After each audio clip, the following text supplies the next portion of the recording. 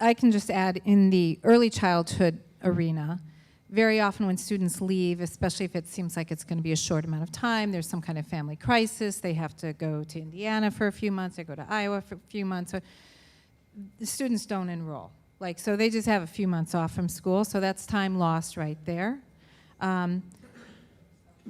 Sometimes they'll go into, the parents will have it together to get them enrolled into another program for a few months and come back, but that is usually not the situation in the 0 to 5 arena. A lot of our pre-K students have parents who are incarcerated.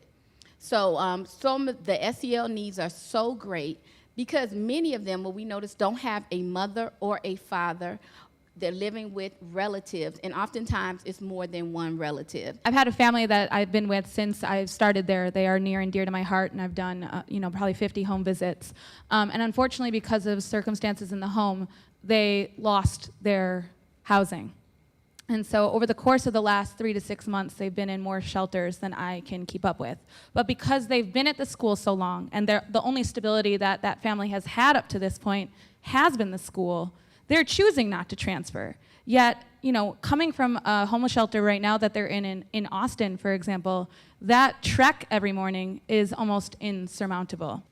So our focus has really been on early literacy and double bumping our students with interventions. However, oftentimes as soon as we get those students started in interventions, they leave.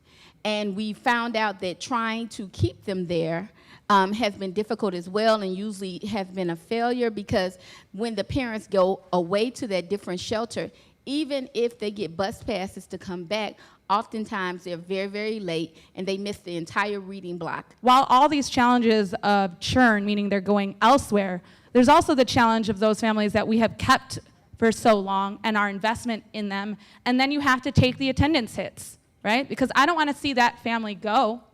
But when they're having a hard day, I mean, when I look at those students' attendance rates, they're at about 60% on any given day, right? So it is what it is, but I wouldn't trade that family because of the stability that we're providing them. So I think that a lot of what's come up in this group is the emotional toll that happens when we're dealing with the circumstances within a high-churn school, and that I hope is just one example to help illustrate that point. That some of the policies in place inadvertently make it difficult for high-churn schools. For example, you were saying that they are not able to enroll. Well, actually, you are supposed to enroll students in foster care immediately. However, many principals are thinking, how am I going to get a hit to my DQI, my data quality index, because these students have no medical, they have no, they don't have any documents, and now I'm going to get a hit on my schedule, on my data for that. And you have to have the principal, and usually you don't get there until after 2 to 3 years.